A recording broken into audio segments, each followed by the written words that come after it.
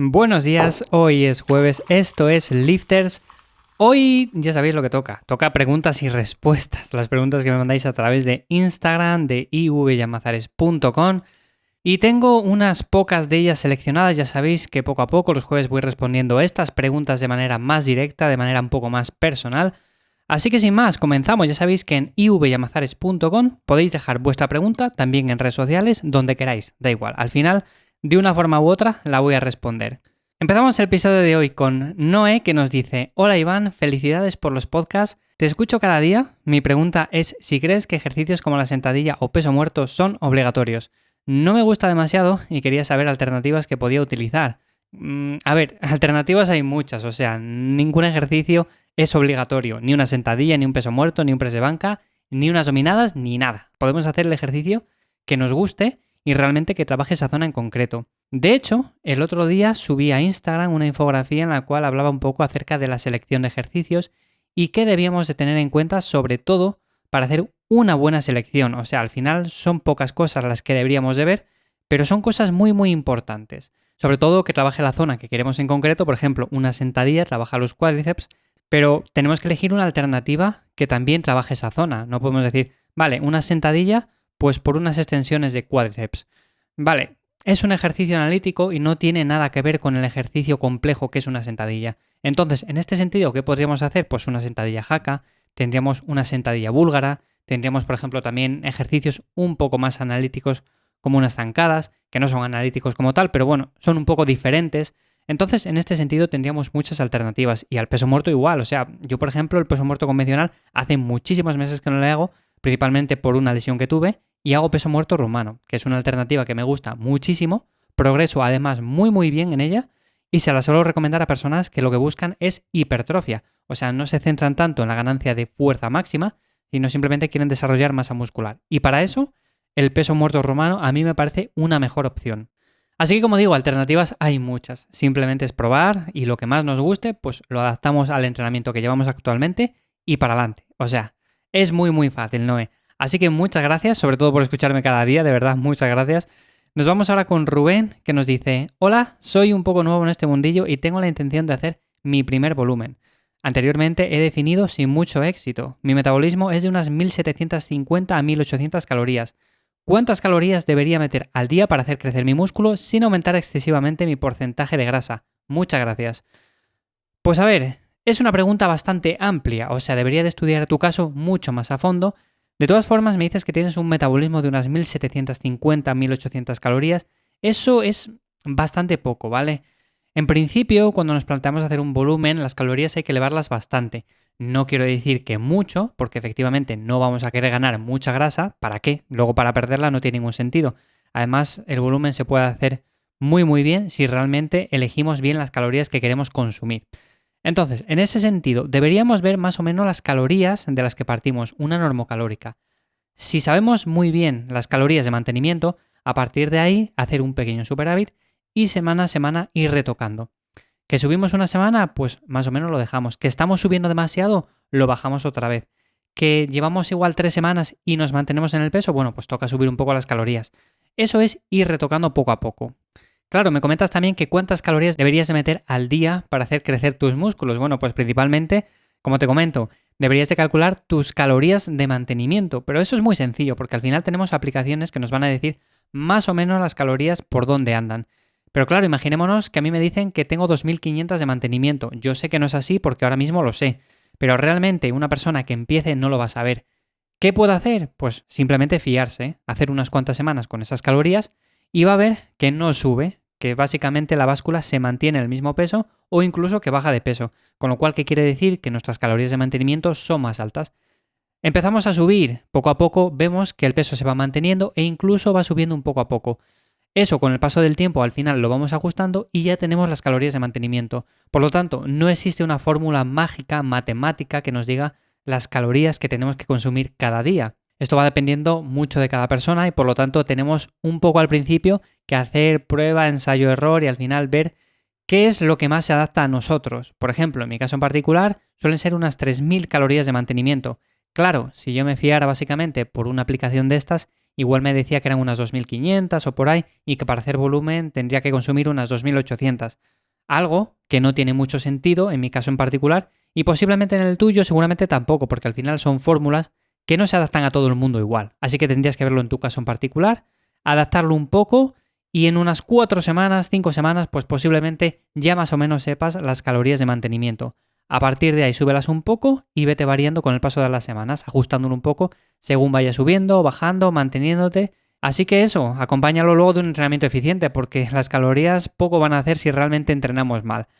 Eso es lo que deberías de tener en cuenta y sobre todo, si me comentas que nunca has definido con mucho éxito, empezaría por ahí, por las calorías, porque posiblemente no sepas quizás todavía tus calorías de mantenimiento y eso sí que es muy muy importante. Así que espero haber aclarado tu duda, Rubén. Nos vamos ahora con Rosa, que nos comenta: hola, me encantan tus podcasts. Bueno, pues muchas gracias, Rosa. Quería preguntarte si para ganar masa muscular hay que hacer menos series y menos repeticiones, pero con más peso. Hace tiempo que no entreno y no lo recuerdo bien. Muchas gracias. Bueno, pues a ver, Rosa, realmente no hay que hacer menos series y menos repeticiones con más peso. Hay que hacer un número de series acorde, o sea, cuando hablamos, por ejemplo, de volumen efectivo, hablamos de un volumen en el cual nos vayamos recuperando bien y vayamos consiguiendo adaptaciones. ¿Cuál es ese volumen? Pues depende de cada persona, pero vamos a poner un ejemplo de unas 14 series a la semana para, por ejemplo, el pectoral o, por ejemplo, para la espalda. Claro, cada músculo en concreto tiene un volumen, pero podemos partir de esa base, de un volumen relativamente bajo o medio, en el cual seguramente vayamos consiguiendo adaptaciones sin pasarnos. Pero realmente eso de hacer menos series y menos repeticiones con más peso no tiene mucha lógica. O sea, tenemos que establecer un rango de repeticiones que sea óptimo. Vamos a movernos en torno a las 5, 12 repeticiones, 16 repeticiones, y luego mantener un volumen que sea ligeramente superior al mínimo efectivo, pero tampoco sin pasarnos. Yo siempre soy más partidario de hacer un volumen tirando hacia abajo que no tirando hacia alto. Básicamente porque muchas veces nos pasamos por ahí, decimos, vamos a meter más series, vamos a meter más ejercicios, más volumen, y realmente no quiere decir que con esto vayamos a progresar más, todo lo contrario. Si metemos un volumen adecuado y luego hacemos bien los ejercicios con una buena técnica y con una buena intensidad, pues realmente al final vamos a progresar. ¿Qué es de lo que se trata? Simplemente de progresar y de ganar masa muscular, como me comenta Rosa. Así que muchas gracias por tu pregunta y nos vamos ahora con José, que nos comenta: muy buenas, Iván, llevo más de 2 años entrenando, pero parece que cada vez me cuesta más ver resultados. ¿Es normal? He llegado a un límite en el progreso y la motivación va poco a poco a menos. A ver si me puedes echar una mano. Gracias de antemano por tu labor. Pues José, por lo que me comentas, a ver, dices que llevas 2 años entrenando o que llevas más de 2 años. Es muy poco tiempo, realmente. O sea, me cuesta mucho trabajo creer que en 2 años hayas conseguido tu máximo desarrollo, tu máximo potencial.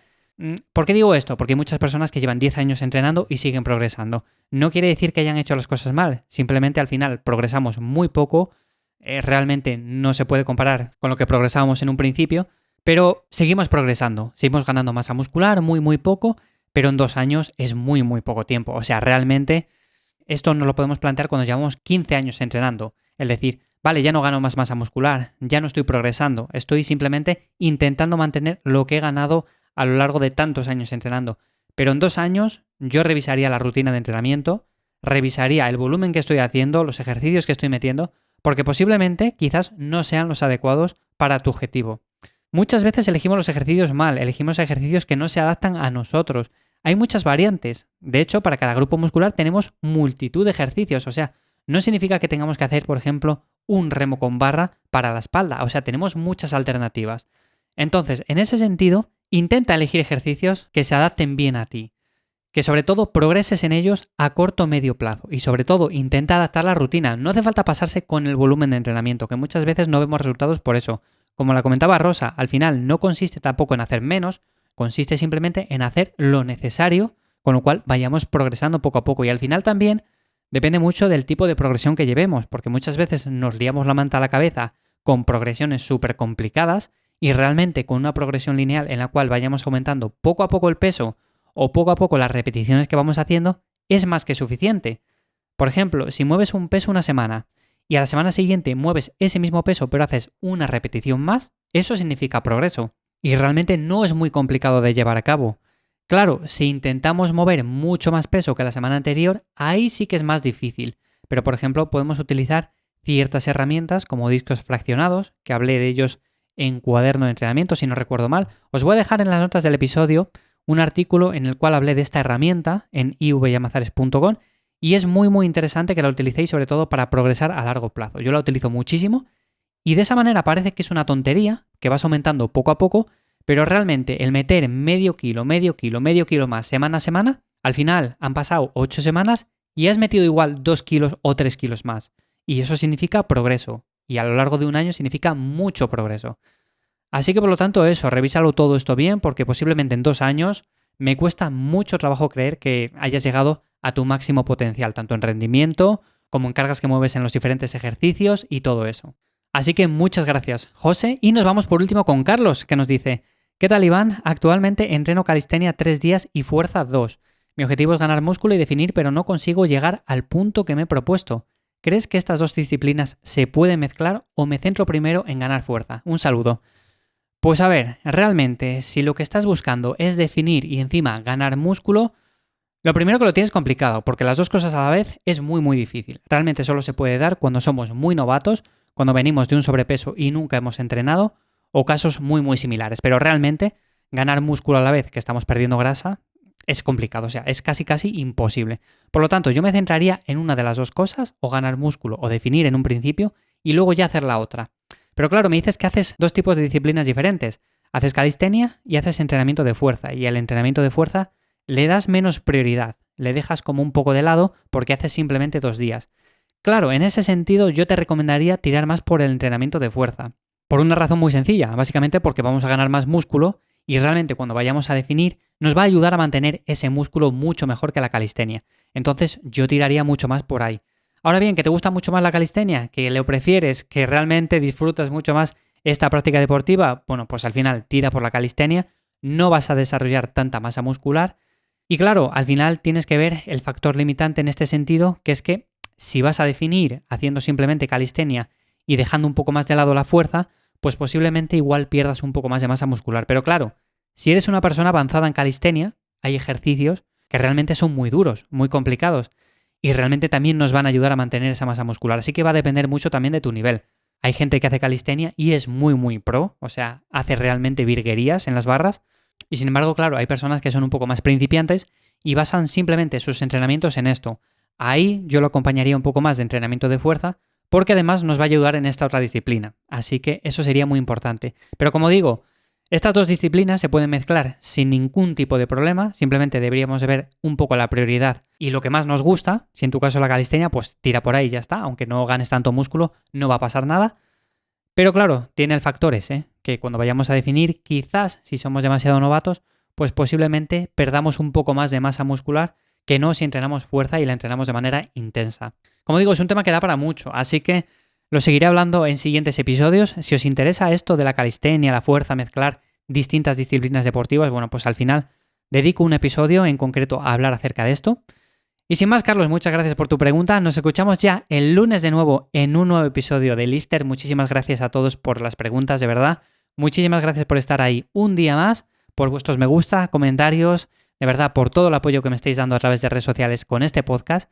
Y sin más, nos escuchamos, como digo, de nuevo el lunes. Que paséis un buen fin de semana. ¡Chao!